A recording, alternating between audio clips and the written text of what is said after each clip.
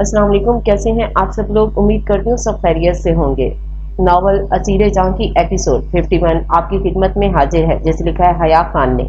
अगर आप मेरे चैनल पर नए हैं तो काइंडली चैनल को सब्सक्राइब करके कमेंट, लाइक और शेयर ज़रूर कीजिए। और साथ में आपको बताती चलूँ कि आप जब तक इस एपिसोड को सुनेंगे तब तक मैं इसकी एपिसोड 52 भी एडिटिंग कर लूँगी और कुछ देर बाद आपको एपिसोड 52 भी मिल जाएगी। तो आइए एपिसोड की तरफ चलते हैं। हेलो, कैसा है मीर बेटा? जरमान ने फोन उठाया तो अपनी माँ की तड़पती आवाज सुनते आंखें बंद करके सर झुका गया। मैं ठीक हूँ मोरे।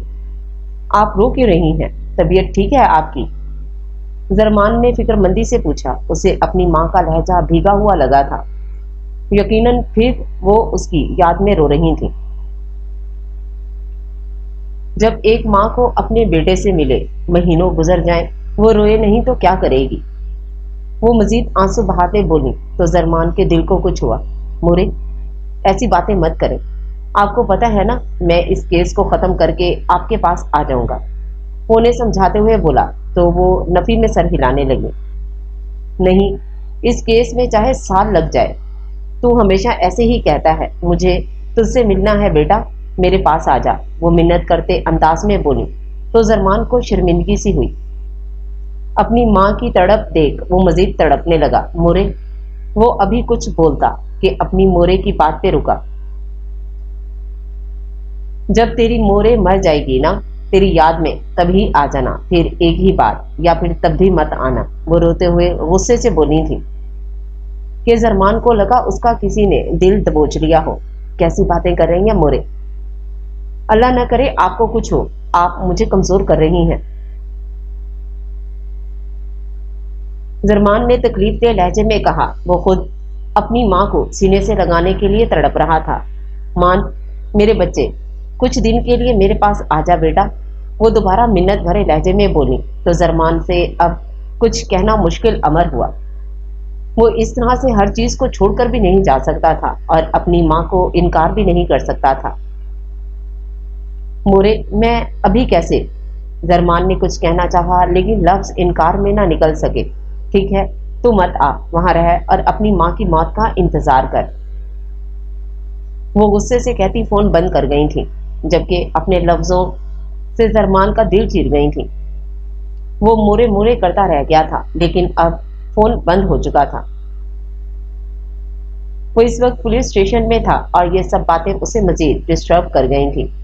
वो मजीद परेशान होने लगा था। आखिर करता तो क्या करता? इस शहर ने उसके पैरों में बेड़ियां डाल दी थी। वो यहाँ से जाना नहीं चाहता था लेकिन यहाँ सारी जिंदगी रह भी नहीं सकता था। और सबसे बढ़कर माही, हाला, नूर और आली, वो इन तीनों को कैसे अकेला छोड़ देता? वो ये कर ही नहीं सकता था, वो भी इस मुश्किल वक्त में जहाँ हाला को उसकी सबसे ज्यादा जरूरत थी। वो अपने सर झुकाते बालों को मुट्ठी में कैद करता आंखें बंद कर गया था। उसकी जिंदगी बहुत मुश्किल मोड़ पर आकर अटक चुकी थी। ना वो आगे बढ़ सकता था और ना ही कदम पीछे हटा सकता था। वो कब से उसको कॉल कर रही थी लेकिन सुबह से दोपहर हो चुकी थी। यारम ने उसका फोन तीसरी बार काटा था। वो फोन हाथ में दबोचे कमरे में यहाँ से वहां टहल रही थी लेकिन ना जाने कैसी बेसुकूनी थी जो रगों पे में सरायत करती उसका सांस लेना मुहाल कर रही थी। उसे रोहा से कोई सरोकार नहीं था। ये बात सब जानते थे कि अर्शिया राना से ज्यादा हमदर्द और खामोश लोगों के लिए स्टैंड लेने वाला कोई नहीं था, लेकिन रोहा खावर के लिए उसके दिल में किसी किस्म की हमदर्दी नहीं जाग रही थी। और उसकी दो वजूहात थी। पहली ये कि वो घर छोड़कर अपनी मर्जी से भागी थी और दूसरी ये कि वो यारम की पसंद रह चुकी थी। ये दोनों चीजें मिलकर अर्शिया की हर नरमी को मार चुके थे।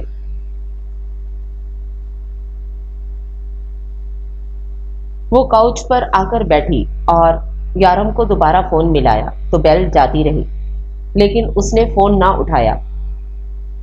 अगली ही बेल पर वो फिर फोन काट चुका था अर्शिया का पारा हाई हुआ था और वो कैसे उसका फोन काट सकता था। कम से कम वो उसे फोन करके सिचुएशन तो बता सकता था, या बस इतना ही कह देता कि वो फ्री होकर बात करेगा। लेकिन यारम ने उसका चौथी बार भी फोन काट दिया था। वो अपने दांत भींचते अपने गुस्से को बहुत मुश्किल से जब्त किए बैठी थी जब उसका फोन बजा। चेहरे पर अचानक इत्मीनान छाया था, ये सोच करके यारम का कॉल होगा, लेकिन वो सुकून फिर गारित हुआ था ये देख करके वो यारम का फोन नहीं था। वो कई लम्हे गुस्से पर काबू पाती फिर फोन उठा गई। Hello Arshia, how are you? शेज की आवाज पर उसने खुद को रिलैक्स किया। ठीक हूँ, तुम कैसे हो? अर्शिया ने आंखें बंद किए कहा, जबकि एक हाथ अब सर पर जाकर उसे मसलने लगा था। मैं ठीक हूँ, लेकिन तुम तो बिल्कुल बदल गई हो यार। शादी हो गई है तो क्या हर चीज से कतई ताल्लुक कर लोगी? शीज की बात पर उसने माथे पर बल डाले और गुजरे दिनों की बाबत सोचा कि किस तरह उसने यारम के लिए खुद को बदल लिया था। नहीं, ऐसी बात नहीं है, बस शादी के बाद लाइफ मसरूफ हो गई थी, अर्शिया ने नजरअंदाज करते कहा। ओह सीरियसली, तुम शादी के बाद मसरूफ? कहीं घरदारी संभालने का तो नहीं सोच लिया? मशहूर मॉडल अर्शिया राना ने, ओह सॉरी अर्शिया यारम सुल्तान ने, शीज का मजाकिया लहजा सुनते अर्शिया के माथे पर बल पड़े। तो इसमें गलत बात क्या है? अगर मैं अपनी मैरिड लाइफ को टाइम देना चाहती हूँ, इट्स नॉर्मल। अर्शिया ने उसकी बात में जवाबन ठहरते लहजे में कहा तो शीज ने मुख्तसर सा कहका लगाया। वो सब तो ठीक है, लेकिन क्या हर चीज से कट जाओगी? तुम्हारी टीम तुम्हारे साथ एक डिनर रखना चाहती है, इसलिए तुम्हें फोन भी करती है, लेकिन तुम तो यारम सुल्तान के लिए पूरी दुनिया को इग्नोर कर रही हो। अर्शिया राना किसी के लिए अपनी जात मिटा दे, तुम ऐसी तो नहीं थी, वो जताते लहजे में बोला तो अर्शिया का खून खौला। ये सच था, वो यारम के लिए पूरी दुनिया को आग भी लगा देती, लेकिन वो उसे आज भी पहले दिन की तरह नजरअंदाज करता था। एक पल में आसमान पर बिठाता और दूसरे ही पल उसे जमीन पर गिरा देता था। अर्शिया की गुस्से से आंखों में नमी छाई थी। वैसे अगर आज तुम फ्री हो तो कॉफी पर मिलो, ताकि बैठकर कुछ बात हो सके। तुम्हारी टीम लास्ट मीटिंग करना चाहती है तुमसे। शिज ने बहुत नाजुक वक्त में ये पता फेंका था। अर्शिया ने जबड़े भींचे, वो उसे नजरअंदाज कर रहा था रोहा के लिए। हाँ ठीक है, आधे घंटे में मिलते हैं कैफे में, अर्शिया ने जज्बाती फैसला लेते हुए कहा और फोन बंद किया। दिमाग ने काम तो करना छोड़ दिया था, ये भी नहीं सोचा था कि वो किसी गैर मर्द से मिलने जा रही है, और अगर उसकी भनक भी यारम तक पहुंच जाती तो वो उसके जिस्म से सांसें खींच लेता। बस सर पर एक बात सवार थी कि यारम उसे इग्नोर कर रहा है, और किसके लिए इग्नोर कर रहा है, तो फिर वो उसकी बात क्यों मानती। अर्शिया ने मोबाइल उठाया था जहां शिज का मैसेज था जिसने उसे कैफे की लोकेशन भेजी हुई थी। अर्शिया ने खुद को आईने में देखा जहां वो सब्ज रंग की घुटनों को छूती फ्रॉक और गोल्डन प्लाजो में थी। गले में दुपट्टा डालते उसने बैग उठाया और बाहर निकलने लगी, जब अचानक जहन में वो वक्त आया जब यारम उसे फार्म हाउस से पहली बार घर लाया था। उसने उसे सर पर दुपट्टा उड़ाया था और उस पर चादर। अर्शिया के कदम बेअख्तियार रुके थे। यारम का उस दिन का रूप याद करते वो कबर्ड की तरफ बढ़ती, शॉल निकालते, गले से दुपट्टा निकालते सर पर डाल गई। उसके ऊपर से शॉल लेते उसने पर्स उठाया था और नीचे की तरफ बढ़ गई थी। सना बेगम को कमरे में सुलाया था उसने, और हानम भी उनके साथ ही थी। घर में ज्यादा चहल पहल ना थी, वो खामोशी से वहां से निकल गई। अकरम भाई, ड्राइवर कहाँ है? अर्शिया ने अकरम को देखते कहा तो वो उसे ऐसे अकेले जाने के लिए तैयार देख हैरान हुआ और नजरें झुका गया। वो बीबी जी, आप कहीं जाएंगी? अकरम के सवाल पर अर्शिया ने सर अस्पात में हिलाया तो अकरम ने परेशानी से माथा मसला। वो बीबी जी, यारम साहब का फोन तो नहीं आया? वो फिर अर्शिया से बोला तो उसके माथे पर बल पड़े। मैं आपके साहब की बीवी हूँ, मेरा हुक्म भी मानना आप पर फर्ज है। मैंने कहा نہ ڈرائیور کو بلوائے۔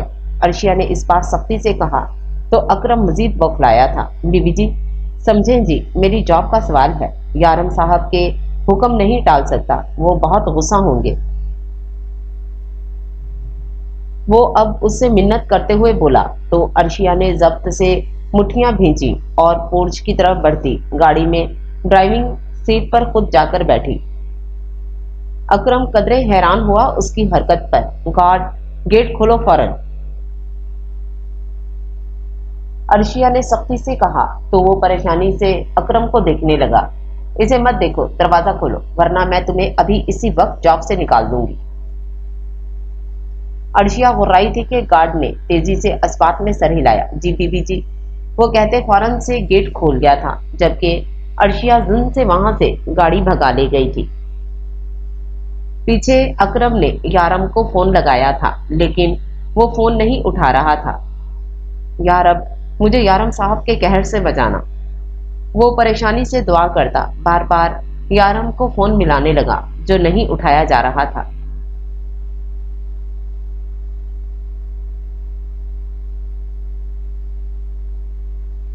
ماہی نے خود کو ایک نظر آئینے میں دیکھا تھا۔ وہ 2 دن سے گھر پر تھی، نہ یونی گئی تھی نہ کہیں اور۔ خوف قدرے دب گیا تھا لیکن نور اسے پھر بھی کہیں جانے نہیں دے رہی تھی۔ وہ پریشانی سے ٹہلتی ونڈو تک آتی، سینے پر ہاتھ باندھ گئی تھی، آنکھیں بند کی تو ہوا کا ٹھنڈا جھونکا اس کو چھو کر گزرتے اس پر کپ کپی سی طاری کر گیا۔ لیکن یہ ہوائیں آج حسین لگی تھیں، بال چہرے سے ادھر ادھر اڑتے اسے دلکش بنا رہے تھے۔ 2 دن سے ذہن پر ایک ہی شخص سوار تھا جو قریب ہوتا تھا تو اپنی آنکھوں کی دہشت سے اس کی روح کھینچ لیا کرتا تھا، لیکن اب دور تھا تو ہر جگہ بس وہی نظر آ رہا تھا۔ اس کی باتیں، اس کا غصہ، اس کا لمس سب ایک یاد سا بن کر اس کے ساتھ تھا۔ نہ جانے کیوں اسے یاد کر کے ماہی کے دل میں گدگدی سی ہو رہی تھی۔ چہرے پر ایک خوبصورت سی مسکان نے بسیرا کیا تو اس نے مسکراتے ہوئے خود پر شال کی گرفت مضبوط کی۔ اسے یاد تھا وہ کسی طرح دونوں بار کسی ہیرو کی طرح اچانک اس کی زندگی میں آیا تھا اور ہمیشہ اسے غنڈوں سے بچایا تھا، لیکن اس کی وہ ماسک میں چھپی سیاہ آنکھیں جن سے اسے ہمیشہ ڈر لگتا تھا، لیکن وہ تھا تو بہت ہینڈسم، کسی ہیرو کی طرح۔ اسے سوچتے ماہی کے چہرے پر مسکان تھی جبکہ گال اسے سوچتے سرخ ہو رہے تھے۔ نہ جانے اب وہ اسے کبھی دکھے گا بھی یا نہیں۔ اچانک یہ سوچ ذہن میں آئی تو ساری مسکان پھیکی پڑی، چہرے پر اداسی سی چھائی تھی۔ ماہی، آپ کیا کھڑکی پر کھڑی ہیں؟ کتنی ٹھنڈ ہو رہی ہے، فلو ہو جائے گا تو ابھی چھینک چھینک کر گھر سر پر اٹھا لیں گے، بند کریں اسے۔ نور پیچھے سے آتی ذرا غصے سے بولی تو وہ فوراً دانتوں تلے زبان دیتے آہستہ سے کھڑکی بند کر گئی۔ آپی، ہم رمشا سے ملنے جائیں؟ ان کی منگنی پر بھی آپ نے ہمیں جانے نہیں دیا، آپ کو پتا ہے وہ کتنی ناراض ہیں ہم سے۔ ماہی نے نور کے پاس آتے منت بھرے لہجے میں کہا تو وہ اسے گھر کر رہ گئی۔ ہرگز نہیں، کہیں نہیں جائیں گی آپ، اور کیسی دوست ہے یہ آپ کی جیسے آپ کی کوئی فکر نہیں ہے۔ ان سے کہیں اگر زیادہ ناراضگی ہے تو یہاں آ کر آپ سے مل کر دور کر لے، آپ کہیں نہیں جائیں گی ماہی،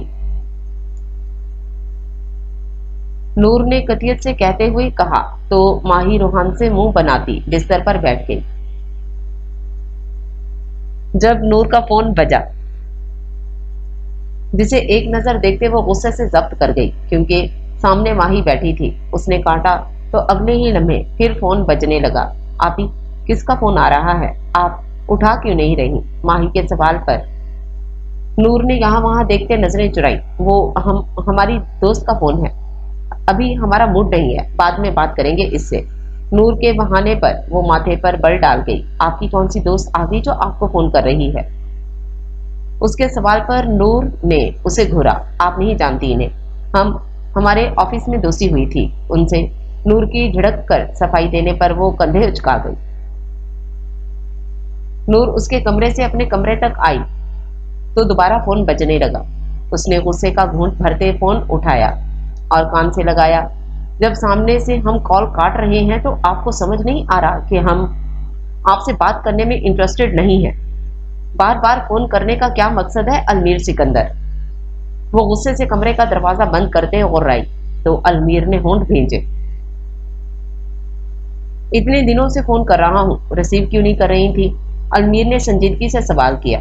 کیونکہ ہمیں آپ سے بات نہیں کرنی، اب ہمیں فون مت کیجیے گا، نور نے غصے سے کہہ کر فون رکھنا چاہا، لیکن آگے المیر کی بات سنتے تھمی۔ رکو، فون مت رکھنا پلیز حالہ، المیر نے منت بھرے انداز میں کہا کہ ایک لمحے کو حالہ نور کو لگا کہ یہ وہ شخص ہی نہ ہو، وہ مغرور انسان کہاں نرمی نبھاتا تھا۔ میں تم سے ملنا چاہتا ہوں، تمہاری مرضی سے، پلیز، اس کے گزارش کرتا انداز تھا، لیکن وہ خاموش رہی، کچھ نہ بولی۔ میں تم سے معافی مانگنا چاہتا ہوں، ایک بار مجھ سے مل لو پلیز، المیر نے اسے خاموش دیکھ پھر کہا تھا کہ شاید وہ مان جائے۔ اس کا دل گھبراہٹ کا شکار تھا، وہ اس سے معافی چاہتا تھا لیکن وہ تو اس سے کلام بھی نہیں کرتی تھی۔ کس بات کی معافی؟ حالہ یوسف جو خاموشی سے اس کی باتیں سن رہی تھی، لفظ معافی پر ماتھے پر بل ڈال گئی۔ میں تم سے، المیر نے کچھ کہنا چاہا تھا، خاموش، لیکن حالہ اسے بیچ میں ہی سختی سے ٹوک گئی۔ معافی غلطی کی ہوتی ہے المیر سکندر، کسی کو زندہ لاش بنانے کی کوئی معافی نہیں ہوتی۔ وہ چبا چبا کر غصہ بہت مشکل سے ضبط کرتے بولی تھی۔ پلیز یار حالہ، ایک بار، صرف ایک بار میری بات سن لو، مجھ سے مل لو، میں کہنا کیا چاہتا ہوں وہ تو سن لو۔ المیر کو اب غصہ آنے لگا تھا اس کی ضد دیکھتے، لیکن پھر بھی وہ نرمی سے کام لے رہا تھا، کیونکہ اپنی بے چینی کا علاج اس کے سوا اور کچھ نہیں تھا کہ وہ اسے معاف کر دے۔ وہ بے بس تھا۔ ہمیں کچھ نہیں سننا اور آپ کی شکل ہرگز بھی نہیں دیکھنی۔ اگر آپ نے ہمیں اب کال کی تو دوسری کال ہم آپ کی دادوں کو ملا کر انہیں سب بتا دیں گے، اس لیے ہم سے دور رہیں۔ وہ غصے سے اسے دھمکی دیتے ہوئے بولی تھی۔ تمہیں لگتا ہے کہ میں ڈرتا ہوں؟ المیر نے ماتھے پر بل ڈالے مٹھی بھینچتے سوال کیا تھا۔ ڈرتے ہیں؟ کیسی باتیں کر رہے ہیں المیر سکندر، کیسے کسی سے ڈر سکتا ہے؟ ہم تو سوچ ہی نہیں سکتے یہ، وہ تنزیہ انداز میں بولی تو المیر نے اپنا قہر قابو میں رکھتے آنکھیں میچی۔ آخر اس مرد میں صبر کیوں نہیں تھا؟ آپ جیسا انسان ڈرتا نہیں ہے، وہ بے شرمی اور دھوکے ڈنکے کی چوٹ پر دیتا ہے۔ آپ کو تو شرمندگی بھی نہیں ہوگی، آپ کیا ڈریں گے کسی سے؟ آپ کو تو کوئی فرق ہی نہیں پڑتا۔ اس کا لہجہ آخر میں افسوس بھرا ہوا تھا کہ المیر کچھ کہہ نہ سکا تھا۔ وہ کیسے بتاتا؟ شرمندہ تو اتنا ہے کہ خود کو شیشے میں دیکھتے خود سے آنکھیں بھی نہیں ملا پاتا۔ شرمندہ تو اتنا ہے کہ جب جب وہ ذہن میں آتی ہے سانس بھی مشکل ہو جاتا ہے۔ وہ کیسے اسے بتاتا کہ وہ جتنا اسے گھٹیا شخص سمجھ رہی تھی وہ نہیں تھا، وہ مر رہا تھا اندر ہی اندر، یہ دکھ اسے کھائے جا رہا تھا اور وہ کہہ رہی تھی اسے کیا فرق پڑتا ہے۔ حالہ یوسف، وہ اس قدر تکلیف دہ لہجے میں بولا تھا کہ نور جو غصے سے گہرے سانس بھر رہی تھی ماتھے پر بل ڈالے ہوئے تھی، اس کے یہ لفظ سنتے اس کے بل ڈھیلے پڑے۔ ایک بار مل لو پلیز، وہ دوبارہ بولا تھا، لہجہ ایسا تھا جیسے تڑپ رہا ہو، لیکن بہت بے بس ہو چکا ہو اور آخری مدد لینے اس کے در پر آیا ہو۔ حالہ نور کچھ نہ بولی اور خاموشی سے فون کاٹ گئی۔ المیر نے فون دیکھا تھا، وہ اس وقت اپنے بستر پر موجود تھا، آنکھیں بند تھیں۔ وہ جانتا تھا وہ کس قدر جنونی تھا، لیکن اپنے جنون پر ڈھیروں پہرے بٹھا کر اس نے حالہ یوسف کو کال کی تھی۔ وہ اس سے اب کوئی زبردستی نہیں کرنا چاہتا تھا، لیکن اس سے معافی مانگنا چاہتا تھا۔ وہ ایک بار اسے معاف کر دیتی تو وہ سب کچھ ٹھیک کر دے گا، سب کچھ، اس کے دل و دماغ سے وہ ماضی کے نقش بھی مٹا دے گا، وہ سب کچھ کر لے گا، لیکن وہ اسے معاف کر دے۔ مگر وہ جب بھی اس سے ملتا تھا اسے اپنے لفظوں سے صرف اذیت دیتا تھا۔ اس کا جنونی روح جو اس میں اور زاویات میں کوٹ کوٹ کر بھرا تھا وہ ابھر کر باہر آ جایا کرتا تھا۔ وہ اسے مزید تکلیف دینا نہیں چاہتا تھا، لیکن وہ اس سے اب بھی ملنے کو تیار نہ تھی۔ کیا کرتا؟ وہ بے بس تھا، بہت بے بس۔